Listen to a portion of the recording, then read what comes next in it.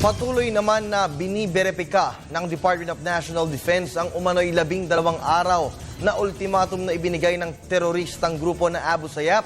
Ito ay kaugnay pa rin ng hawak nitong dalawang German nationals kung saan humihingi sila ng 250 million pesos para sa paglaya ng mga ito.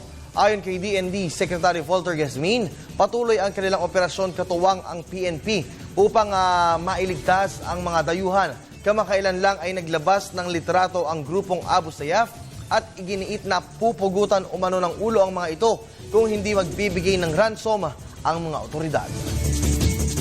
Ginagawa ng departamento ay continuous yung verification ng mga information na ito at tinutuntun kung saan sila makikita at ginagawa ang paraan ng AFP at saka ng mga taong tumutulong upang sa ganon ay hindi mailagay sa alanganin yung dalawang bihag.